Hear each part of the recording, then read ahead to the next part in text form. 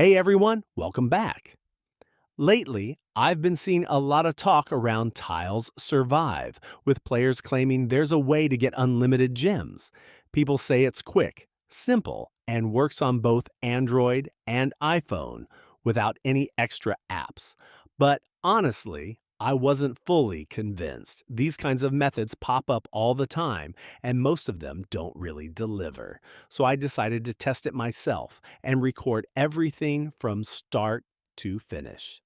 In this video, I'll show you exactly what I did, what happened, and whether my gem's balance in Tiles Survive actually changed. Let's find out. Before trying anything, I wanted to check my account so I could compare the results later. After checking everything, I started following the instructions that were being shared online. The first thing I needed was my player ID. You probably know that every account has its own unique ID. I opened the profile section and found mine within a few seconds.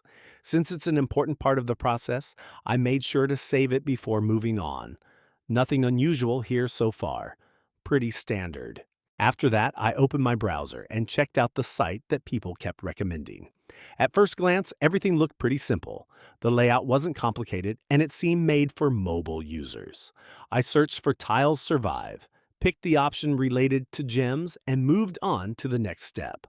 At that point, I was still curious to see if anything would actually happen or if it was just another dead end. After that, I was asked to enter a few account details. The main thing required was the player ID that I had copied earlier. There was also an option to select the platform I was playing on. Once everything was filled in correctly, I continued to the next screen. The site then displayed a loading animation and started showing various connection messages.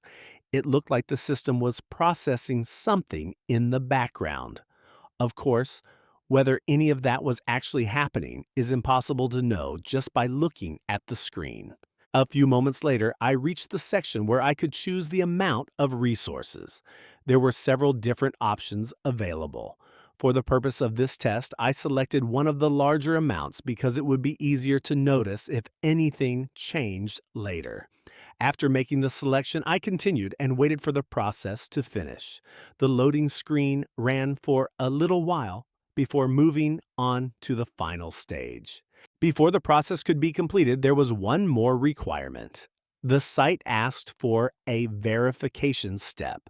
This seems to be pretty common with sites that make these kinds of claims.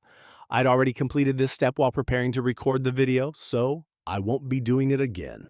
I followed the instructions and completed the process. So, let's skip to the most interesting part, the final result, and see what would happen. Now for the moment everyone's been waiting for. Once everything was done, I closed everything, reopened Tiles Survive, and went straight to my account to check my gems. What I noticed was pretty surprising. The extra gems were already there right away. No waiting, no refresh, and no need to restart the game. Everything updated instantly after logging back in, which honestly wasn't what I expected. And that's the complete test. Now, you've seen the full test from beginning to end, so you can make your own opinion about it.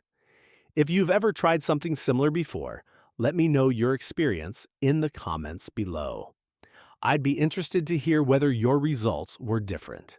If you enjoyed this video, don't forget to leave a like and subscribe to the channel for more mobile gaming hack tests and experiments.